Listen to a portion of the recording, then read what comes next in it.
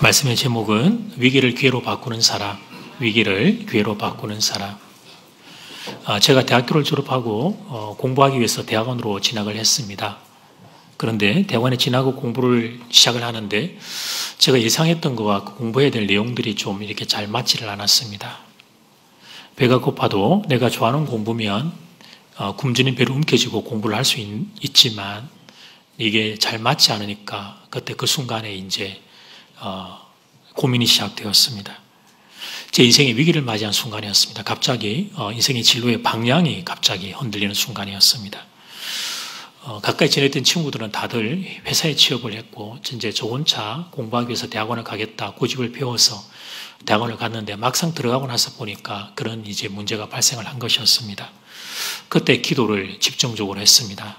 그리고 이런 결정을 내렸습니다. 좀 늦었지만 회사에 취업하기 위해서 도전을 한번 해보자. 그리고 만약에 취업이 되면 한 2년 정도 회사 생활을 하면서 내가 다시 대학원을 갈 것인지 여부를 놓고 기도하는 시간에 말미를 얻자. 그리고 2년 동안 회사 생활을 통해서 대학원 등록금도 내가 좀 마련하면 좋겠다. 그렇게 생각을 했습니다.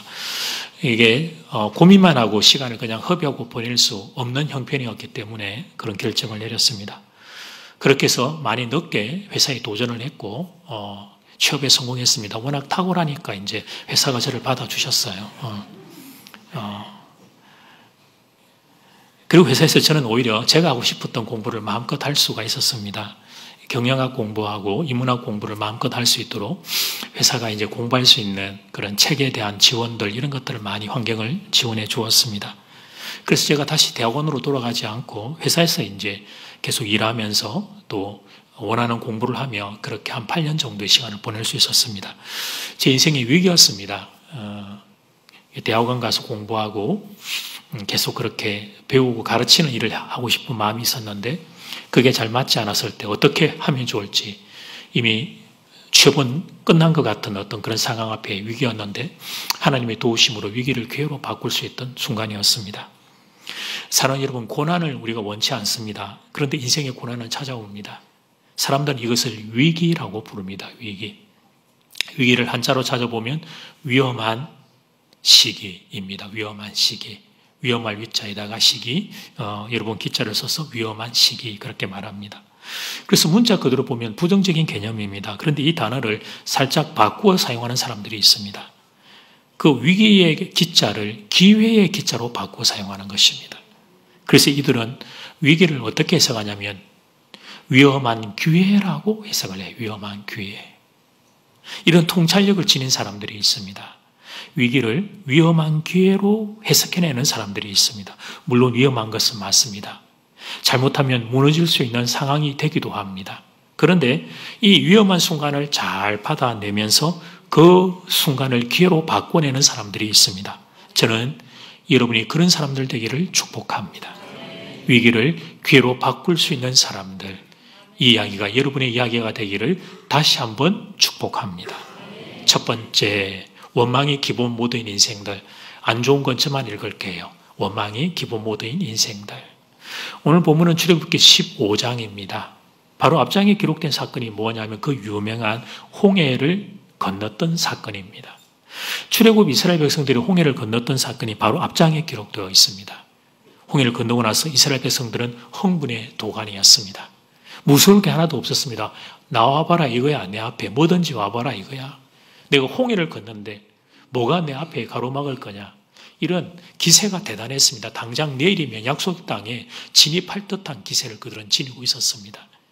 그런데 행군이 시작되면서 홍해를 지나고 행군이 시작되면서 예상치 못한 상황이 전개됩니다. 22절 말씀, 모세가 홍해에서 이스라엘을 인도하며 그들이 나와서 수로 광야로 들어가서 거기서 살 길을 걸어서나 물을 얻지 못하고 광야, 수로 광야로 들어서게 되었습니다. 자, 여러분에게 지도를 보여드립니다. 여러분 보시면 마라 위에 수로 광야 이렇게 있을 거예요. 에담 광야 있으시죠? 왼쪽 위가 이집트입니다. 이집트에서 숫꽃, 비돔 그쪽이 홍해를 건넜던 지역이거든요. 거기를 건너서 내려왔는데 그들이 처음 만났던 곳이 수로 광야였습니다. 수로는 지도는 되었습니다. 바위라는 뜻입니다. 큰 바위와 수풀이 우거지고 들짐승들이 울거리고 있는 거친 땅입니다. 이 당시에 사람들이 거의 길로 사용하지 않았던 곳이었습니다. 그런데 그 거친 광야로 이스라엘 백성들을 이끌어 가셨던 것입니다. 출애굽 이스라엘 백성들은 고고학적으로 보면 저 수로 광야를 홍해를 건너고 나서부터 한 50여 킬로미터 정도 걸어서 사흘 만에 도착했던 첫 번째 기착지가 있었는데 그곳이 마라였습니다. 마라. 지도를 다시 한번 보면 이제 마라가 보이시죠? 홍해를 건너 수로 광야를 거쳐서 첫 번째 도착했던 기착지가 마라라고 하는 거. 가지 마라, 거기 마라를 간 거예요. 네, 웃자고 그런 뜻이 아닙니다. 마라라고 하는 곳에 갔어요. 저 마라의 현장은 출애굽 이스라엘 백성의 40년의 출애굽 여정 가운데 아주 힘든 장소 중에 한 군데였습니다. 왜냐하면 여러분 사람이 못 살다가 좀 잘 살게 되는 건 그거 뭐 할렐루야죠. 그런데 잘 살다가 조금만 못 살게 되어도 그걸 못 감당하는 게 인생들입니다.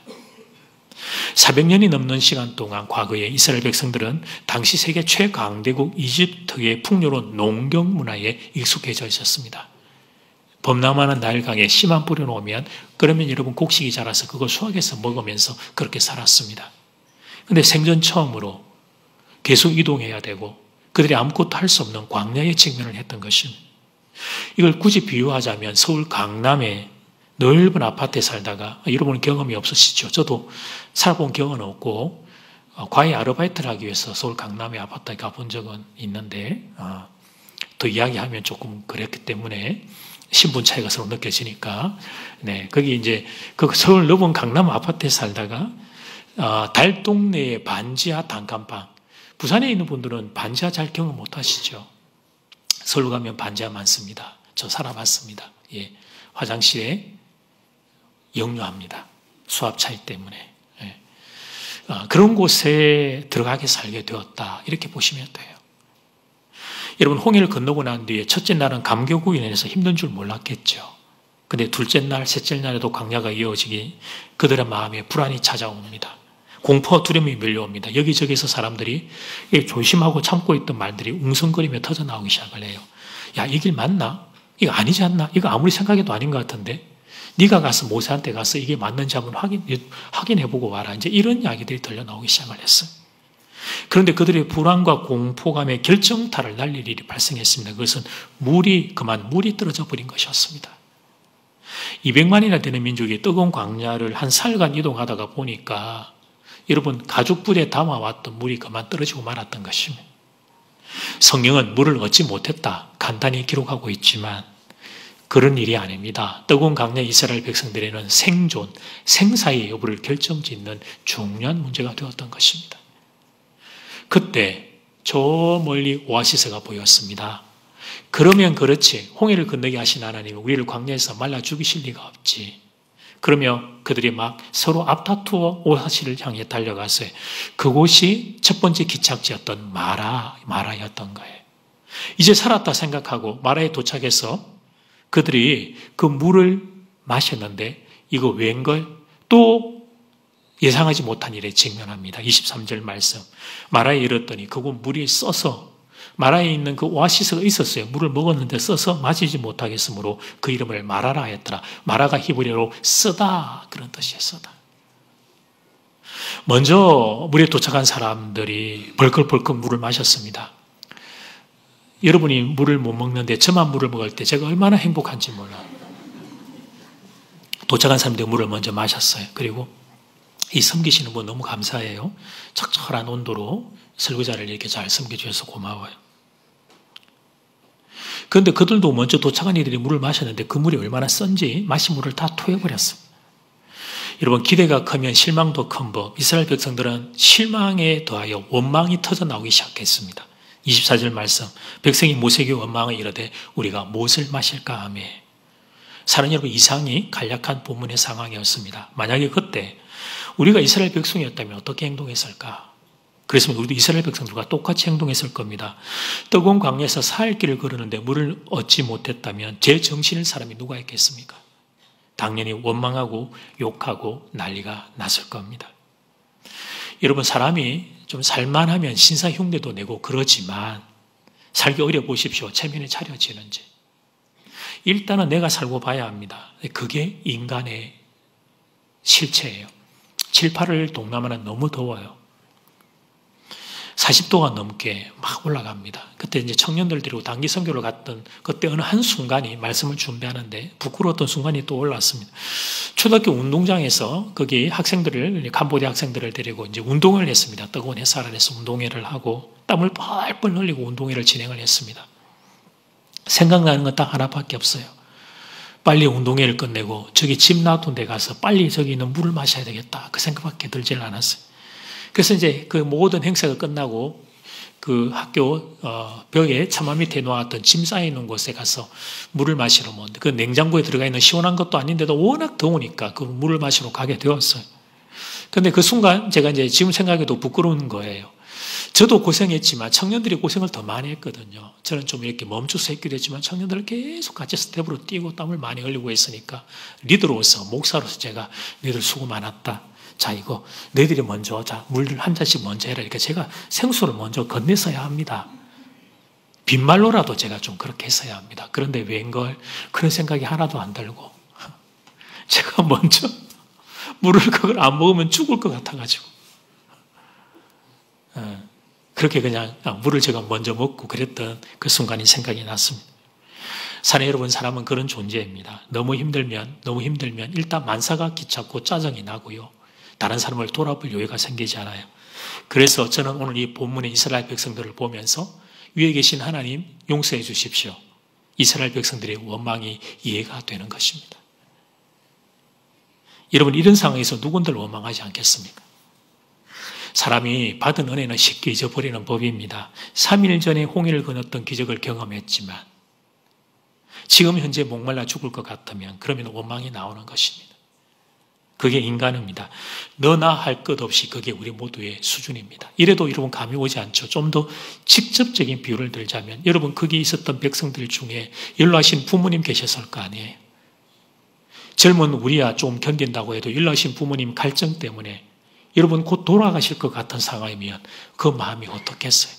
부모들은 자녀들 생각해봐요. 말 못하는 어린아이들이 갈증 때문에 칭얼거리고 막 울고 있는데 먹일 물이 없다면 그때 부모의 마음이 어떻겠어요? 여러분 그 상황은 그러니까 여러분 인간이라면 원망할 수밖에 없는 그런 상황이 되었던 것입니다. 그동안 이 본문을 보면서 유명한 본문을 보면서 이스라엘 백성들 손가락질도 많이 했을 겁니다. 야, 3일 전에 홍해를 기적하고 이러냐 인간들이? 그런데 남의 일이 아니다 하는 것들을 이제 깨닫기 시작하실 겁니다. 성경을 읽다 보면 거울 앞에 탁 내가 서 있는 느낌을 받을 때가 있습니다. 여러분 본 게 말씀 앞에 서 있는 말씀의 거울 앞에 선 나예요. 내가 어른이라고 생각했는데 말씀의 거울 앞에 서서 보니까 내가 어린아이에 불과한 걸 발견하는 거죠. 오늘 본문이 다 그런 말씀입니다. 원망하는 이스라엘 백성들, 여러분 이 말씀을 준비하는데 원망하는 이스라엘 백성들, 제가 이분들 뵌 적도 없는데요. 다 얼굴들은 보이지 않고 200만의 사람들이 우죽순으로 서 있는데 그들 가운데 낯익은 얼굴, 너무 잘하는 얼굴이 한 명이 있는데 제가 거기 같이 딱 서 있는 거예요. 같이 원망하면서. 사랑하는 여러분, 오늘 본문이 우리에게 선언하는 첫 번째 사실이 있습니다. 그것은 인간이 환경에 얼마나 쉽게 휘둘리는 존재인가를 보여주는 것입니다. 3일 전에 기적이 있어도 그게 천하의 홍해가 갈라지는 기적이 있어도 오늘 힘들면 원망하는 존재, 그게 인간입니다. 그게 나의 실체입니다. 그래서 나를 믿으면 안 됩니다. 나는 의지할 수 있는 존재가 아닙니다. 나는 엉터리입니다. 나는 엉망입니다. 이 사실을 먼저 깨달아야 합니다. 여러분에게 이 사실 깨닫게 되는 은혜가 임하기를 주의 이름으로 축복합니다. 이제 두 번째, 위기를 기회로 바꾸는 사람. 자, 좋은 거는 같이 시작. 그런데 이 본문의 많은 무리들 중에 한 사람은 다른 모습을 보여줍니다. 원망의 늪에 이 사람은 빠지지 않은 것입니다.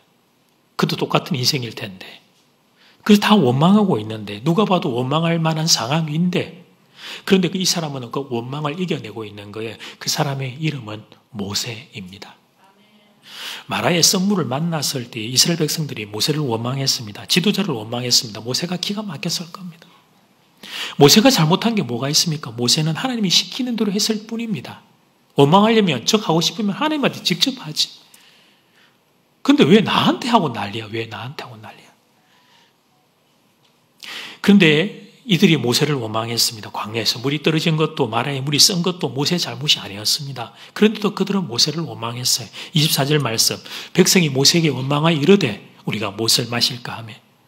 여러분, 모세는 이 상황이 억울했을 거예요. 그리고 모세도 인간이니까 소리를 한번 지를 만도 했습니다. 인간아, 좀 그만 좀 해라, 그만 좀. 이제 좀 그만 좀 해라. 왜 그렇게 나를 힘들게 하는? 그렇게 소리 지르고 하소연을 할 만도 했어요. 그런데 모세가 이 위기를 기가 막히게 넘었습니다. 원망의 늪에 빠지지 않고 기가 막히게 넘었어요. 그러면 사랑하는 여러분, 그 비결은 뭘까? 모세는 어떻게 위기의 순간을 멋지게 넘어설 수 있었을까? 그 답을 25절 상반절은 간략하게 이렇게 가르쳐 줍니다. 같이 시작. 모세가 여호와께 부르짖었더니. 그렇습니다. 기도였습니다. 모세는 기도의 채널이 살아있었던 것이었습니다. 본문 그날 그 시점에 모세는 기도의 호흡이 살아있었던 것이었습니다.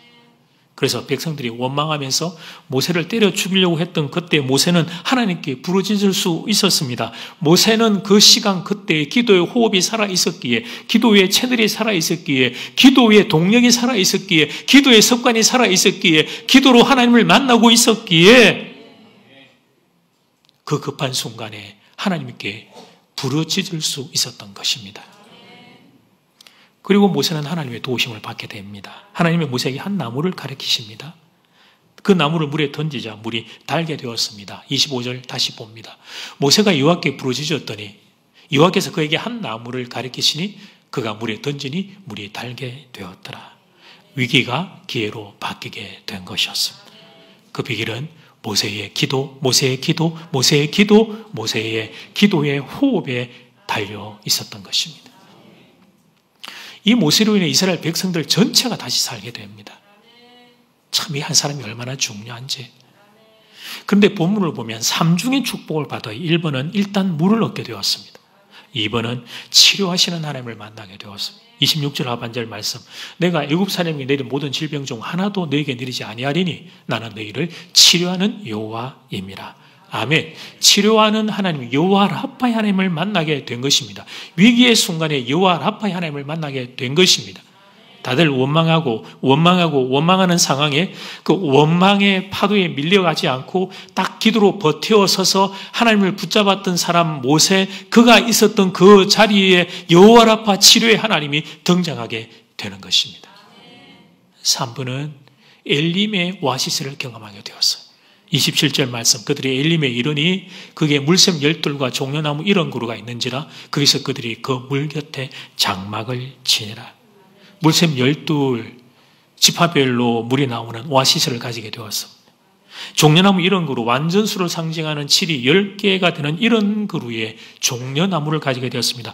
넘치는 축복이 임했다는 거에, 풍성한 은혜가 그들 가운데 임했다는 거에, 은혜 위에 은혜가 그들 가운데 흘러 넘쳤다는 것입니다. 말씀을 준비하는데 오래전에 한 가정이 생각이 났습니다. 부모님하고 두 자녀 합해서 4명이 한 가족인 가정이었습니다. 두 자녀가 한참 공부를 하던 시절이었습니다. 둘 다 공부를 아주 잘하고 또 애살도 많은 그런 자녀들이었습니다. 그래서 부모가 뒷바라지를 좀 잘해주면 좋은 대학교를 갈 수 있는 그런 아이들이었습니다. 근데 중요한 시기에 이 아이들이 이제 곧 대학 진학을 한 1년 2년도 앞두고 중요한 시기에 연생이었는데 그만 가장인 아버지의 사업이 어려워지게 되었습니다. 자녀들이 그래서 자기들이 가고 싶었던 원하는 대학, 저쪽에 서울에 있는 대학을 가지 못하게 되었습니다. 학교의 수준을 낮추어서 장학생으로 가야 되는 상황이 되었습니다. 두 자녀가 그때부터 원망을 하기 시작했습니다. 아빠, 엄마는 부모라면서 부모로서 내한테 해준 게 도대체 뭐가 있냐고. 공부는 내가 열심히 이렇게 내가 해서 내가 공부 잘하면 뒷바라지라도 해줘야 되는 거 아니냐고. 참 이 못된 말들을 하기 시작을 했습니다. 아버지는 가장의 자리에서 가뜩이나 미안했는데 그 이야기를 들으면서 그 마음이 그만 아버지의 마음에 병이 들었습니다. 우울증이 심하게 와서 사회에 그 직장 생활을 하지 못하는 그런 상황으로까지 그렇게 마음이 아프게 되었습니다. 그때 엄마가 하나님 앞에 메어 달리기 시작했습니다. 두 자녀를 위해서 그리고 남편을 위해서 기도하기 시작했습니다. 기도의 시간을 통해서 하나님 앞에서 처음에는 통곡으로 눈물로 기도하면서 시간이 지나가며 하나님의 은혜와 위로가 이 자매에게 흘러들어오기 시작했습니다. 그 하나님께 받은 은혜로 내 힘은 없는데 하나님이 주신 은혜를 힘을 내어서 가족들을 위로하기 시작했습니다. 먼저 남편을 위로했습니다. 여보, 그동안 수고 많았어요. 지금까지 우리 가정을 책임져 준 것만 해도 너무 고마워요. 이제 애들 다 컸잖아요. 걱정하지 마요. 대학? 지금 이제 하면 되지. 이제 20살 되면. 그리고 여러분, 그동안 내가 좋은 남편 만나서 내가 가정에서 그냥 가정주부로만 있을 수 있었는데 나 이제 건강하니까 나도 이제 밖에 나가서 일하면 되니까 아무 걱정하지 말고 당신은 그냥 건강하게 내 옆에 있기만 하면 됩니다. 그리고 두 자녀도 위로했습니다. 자녀들을 향해서 엄마라서 정말 하고 싶은 잔소리가 있었지만 꾹 참고 위로를 했어요. 너희들이 원하는 대학을 못 가서 속상하지. 그래도 내가 이렇게 공부를 잘해서 장학생이 되어줘서 정말 고맙다.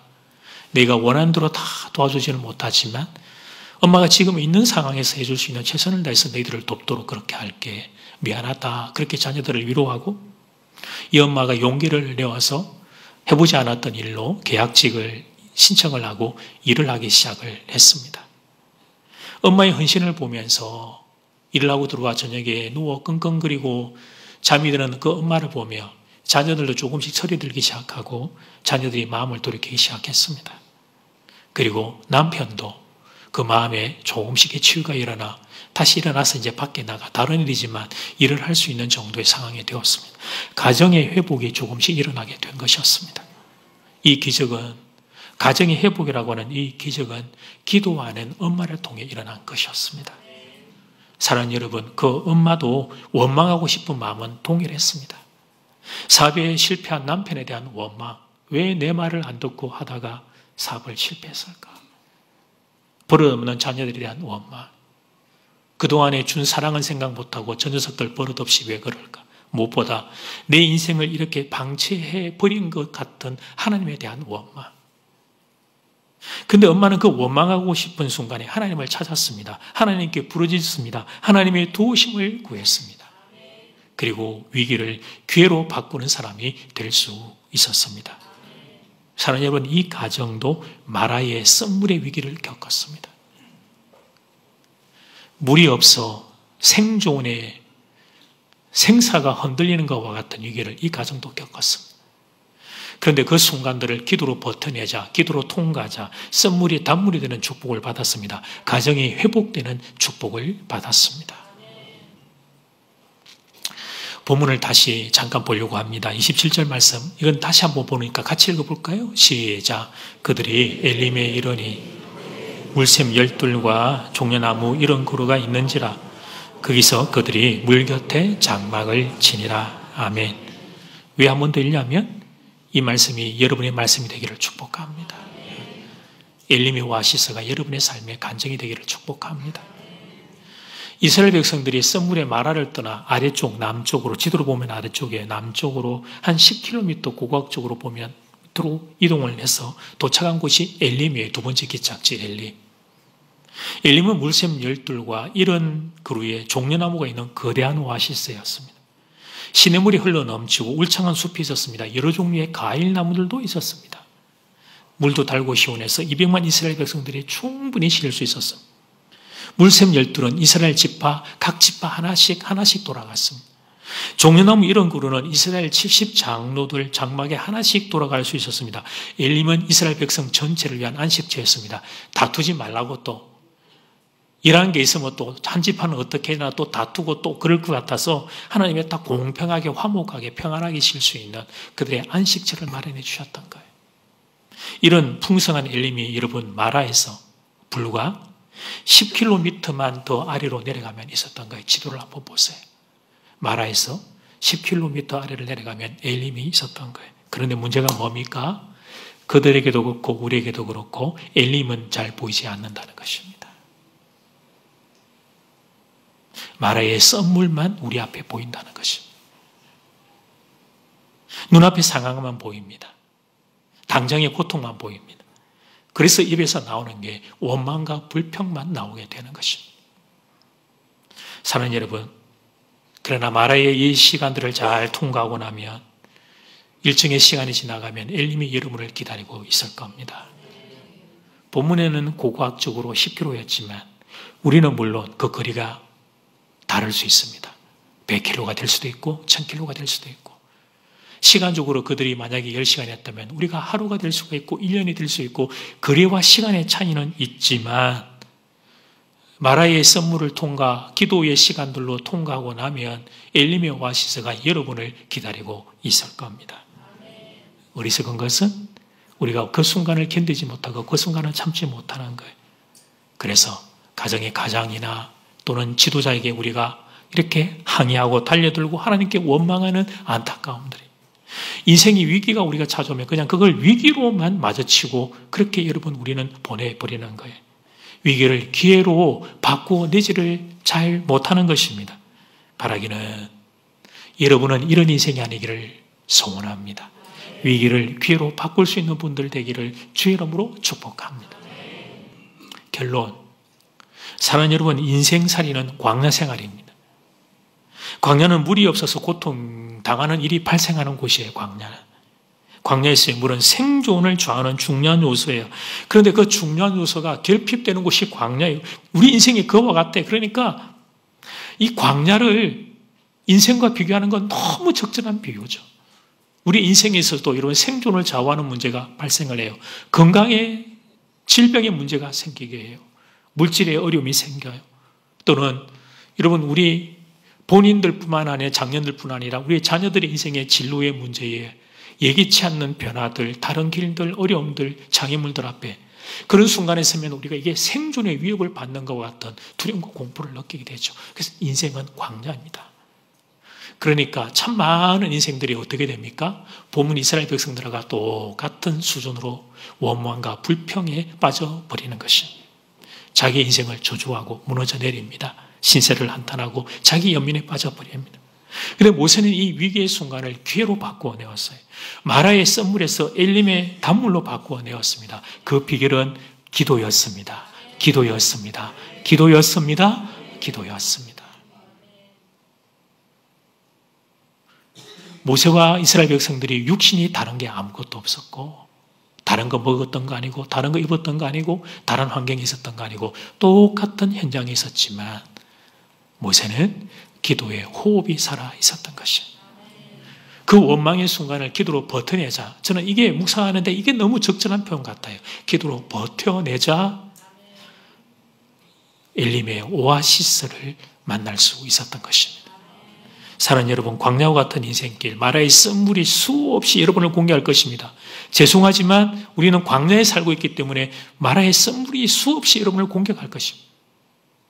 원망하라고, 불평하라고, 포기하라고, 내 인생을 저주하라고, 하나님을 원망하라고. 그때 여러분은 원망하고 무너지는 인생이 아니길 원합니다. 세상에 참 많은 사람들이 그렇게 살지만 여러분은 그렇게 되지 않기를 바랍니다. 기도로 그 순간을 극복할 수 있는 인생들 되기를 축복합니다. 위기를 기회로 바꾸는 인생, 여러분이 그 주인공이 될 수 있기를, 모세의 뒤를 따라가는 제2, 제3, 제4의 모세의 자리에 여러분이 서게 되기를 주의 이름으로 축복합니다. 찬양드리겠습니다.